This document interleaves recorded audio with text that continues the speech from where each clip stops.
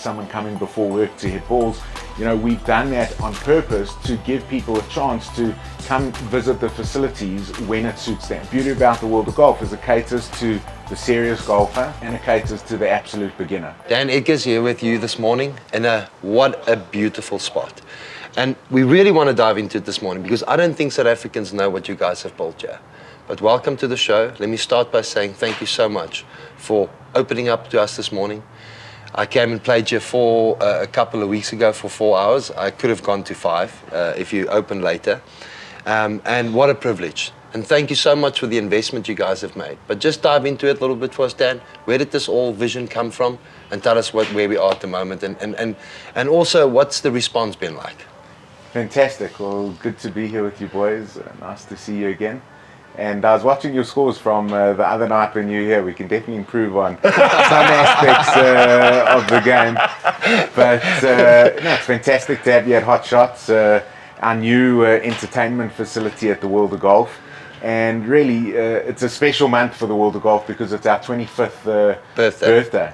And 25 years ago, we opened up in 1998. And I'm going to say South Africa hadn't seen anything like this from a game improvement perspective, and ultimately a place where you can come and practice and work on every shot you can imagine in as much real golf course environment as we could create.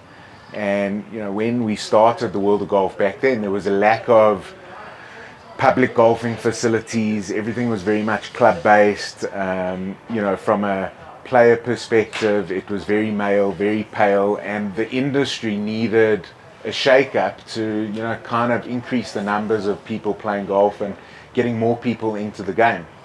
So when we created the World of Golf, Tom Doakes, a famous golf course architect, said the best place to practice is on a deserted golf course. And ultimately that's what we try to create at the World of Golf. You've got bunkers and water features and fairways and target tees. Par threes. That's just the hitting range. Yeah. When you talk about the World of Golf, we've got 7 or 8 different worlds here dedicated to, specific parts of the game, whether it's the world of putting, the world of finesse, the wedge and putt area. So, it's really come a long way in the 25 years that we've been around. But something that's remained the same from day one till now is how do we make golf more affordable, more accessible, more enjoyable, fun, friendly, unintimidating, and more inclusive. Yeah. And that's kind of been our North Star from day one. And fast forward 25 years, we're sitting now in Hotshots, and that's our next iteration of trying to get more people to play golf and touch and feel and experience what we love so much. The three of us sitting here are absolute golf nuts. And we get into the detail and the equipment and the players and the course design and all those wonderful things. And it gives us such great enjoyment. And how can we allow other people to get the same enjoyment? Because golf, as the rugby guys were saying before, is quite intimidating. Yeah. You got to hit this little white ball and, you kind of don't know what to do. And it's a game that you always are improving. It's not like you kind of reach the point where you've perfected it and one day you go out and shoot 69 and the next day you go out and you can't break 80. And I think that's the attraction to golf. Is it's this continuous individual battle between you and the course and the elements and your mind and all those sorts of things. So the purpose and the principle behind Hotshots is how to get people to experience golf in a different way as opposed to just aimlessly hitting balls at a target. We call it practice with purpose. Practicing with purpose and practicing with intention, and make it fun. Making it fun. So the beauty about the World of Golf is it caters to the serious golfer, and it caters to the absolute beginner. So one of the things we brought into the facility just over 12 months ago was the in-range technology, and effectively all 200 bays at the World of Golf are now tracked, and you basically have a TrackMan in your pocket, and all the targets have been digitized, and it's there to give you more purpose when you practice, more target driven. You are able to get an in-range handicap, so you can really hone in your skills as a more serious golfer to understand which areas of your game need work. Is it driving off the tee? Is it the long irons? Is it the short irons? Whatever it might be.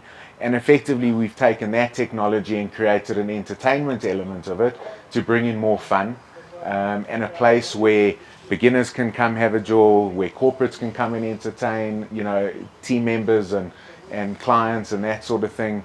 Families can get together. I was here the other day with my kids and wife, and my kids are 8 and 10, and they play a bit of golf, but nothing major.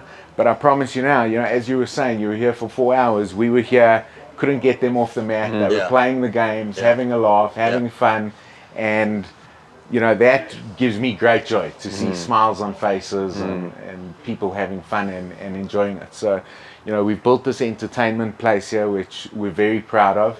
And I think it's going to be a real good for South African golf in terms of increasing the numbers and participation.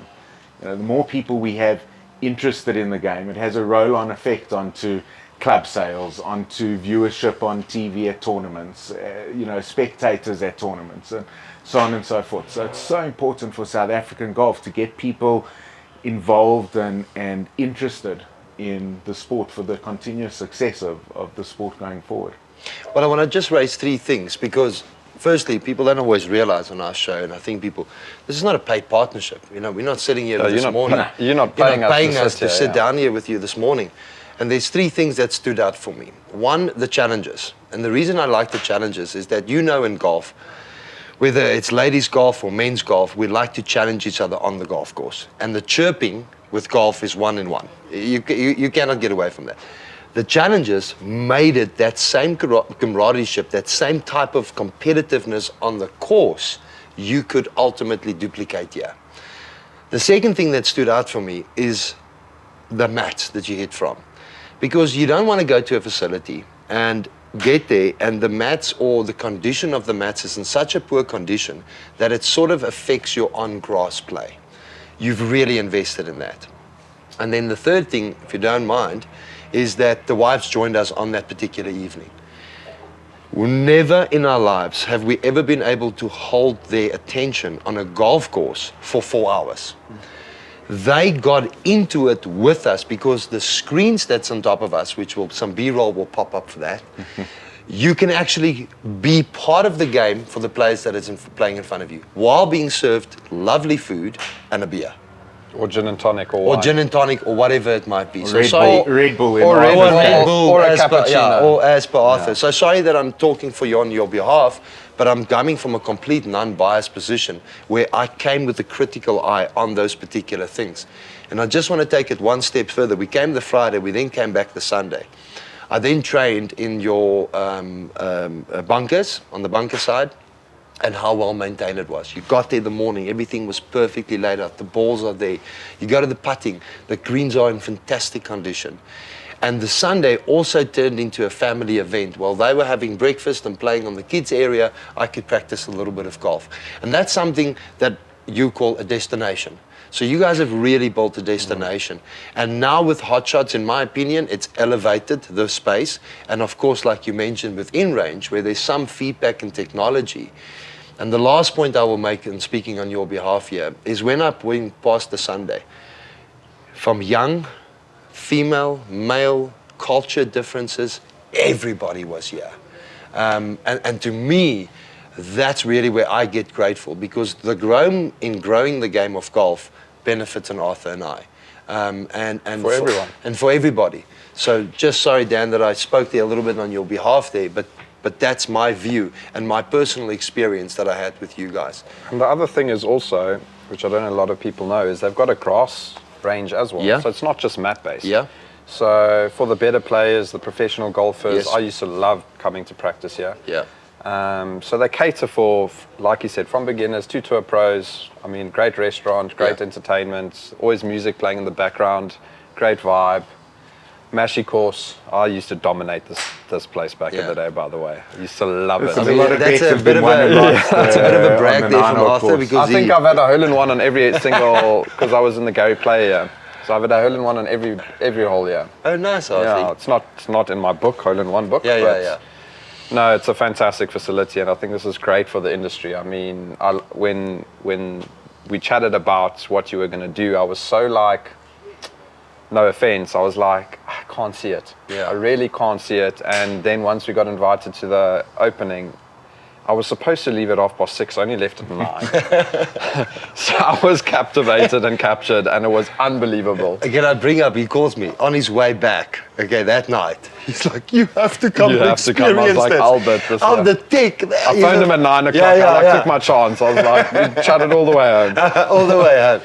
So Dan, just from your own perspective, the vision that you guys have for this and for what's going forward, what's the response been like from the general public?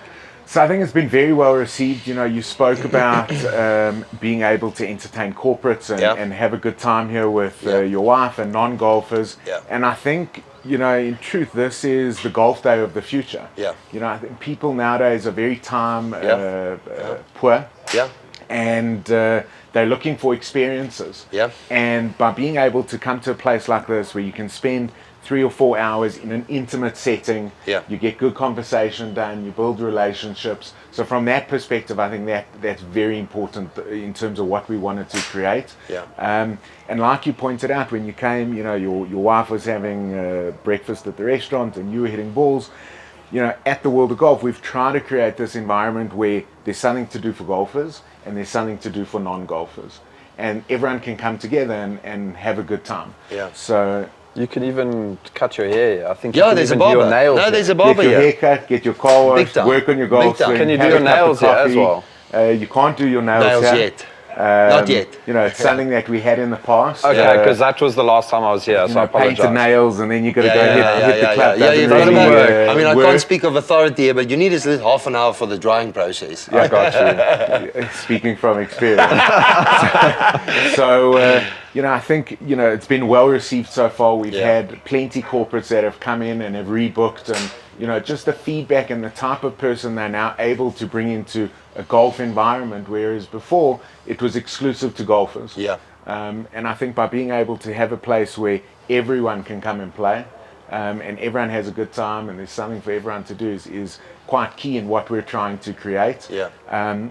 You know, you brought up the cultural dynamic and the melting pot that you saw here on the weekend, and that's something we're incredibly proud of. When we opened the World of Golf in '98, 99% of our membership base was male and white. Yeah. And for the golf industry as a whole, it's so important for the growth of the industry to, you know, get more people playing and people that haven't necessarily been able to play before to, you know, get them in an environment that's fun, friendly and unintimidating. Yeah. And as we stand 25 years down the line, you know, our membership base is 55% diverse and colourful, and you know, 20% female. Yeah. And that is massive. you know, unheard of Yeah. in the golf industry. Yeah. It's something we really pride ourselves on, and something that we want to keep on, you know, growing and succeeding at. So yeah, it's an enjoyable place where, you know, we measure our success by smiles on faces. Yeah. And the more smiles we see on faces, you know we're doing a good job.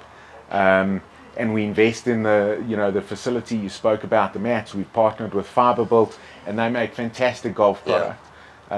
You know, also with the amount of people coming through the doors so often, you need something that lasts. Durable. Listen, you can injure yourself on a poor mat. 100%. And So- wrist, I mean, your wrist injuries. And also it screws up for me, it screws up your feel entirely if it's mat.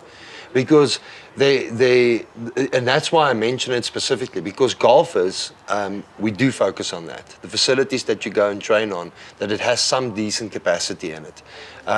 And this morning I saw a guy semi-smart. He was on his way to a corporate work. He was hitting balls this morning. And the other part is that the intimidating part is that people, yes, you guys are a corporate company, okay? It's a big company that you belong to. But you guys have attached this friendly family nature to the engagement. I mean, from the moment we booked, you know, from the moment we engaged, from the moment we walked in here this morning, coffees were brought across. And I'm telling you now, it's not because the camera's here, because I've been here without those cameras. Yes. And I've got mates of mine that's come here and everybody has the same feedback. It now sort of feels like you're loyal to this now. You want to come back and support this, you know, even though there's a big corporate behind all of this. So Dan, you've done an incredible job in that. in that feeling and what you got, what experience that you've put together. Yeah. I think at the end of the day, it's a team effort. Yeah. And, we really have a fantastic team behind us and whether it's the ops guys, the marketing team, whatever the case might be. But I think it's because we all subscribe to a single philosophy. Yeah. And that's on the golf side, helping making friends, getting to know them and helping them play better golf more often. Yeah. And why we say make friends and that sort of thing is people treat friends differently. Yeah. And when you're friends with someone, you invest in the relationship, you invest in the time.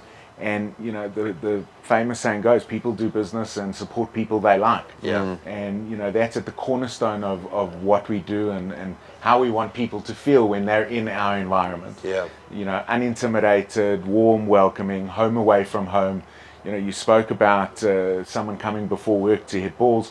We've done that on purpose to give people a chance to come visit the facilities when it suits them. Yeah. So whether it's before work, during or lunch, till after 8 o'clock work, at night. we've now extended our hours to 10 o'clock in the evening. Oh, is it 10 o'clock? I thought it was 8 o'clock still. So it's 10 Okay. o'clock in the You evening. can in Okay. winter time still. Oh, okay. We've got the summertime. floodlights. So Yeah. it really is trying to, suit every person's pocket, every person's time needs and that sort of thing. So Well, just to jump on the team and just from my side on the last note, for everybody from people that literally puts these balls together, goes and fetch them on a daily basis, the reception as you walk in, come through, the people that serve you so friendly and with so much passion on the food side, the chefs in the background, the maintenance on this place. I mean, if you know how big this is one of the biggest gardens you'll find in Johannesburg, the aesthetics that you've put together, for all the staff that don't always get seen and always get mentioned, that we walk past in most cases.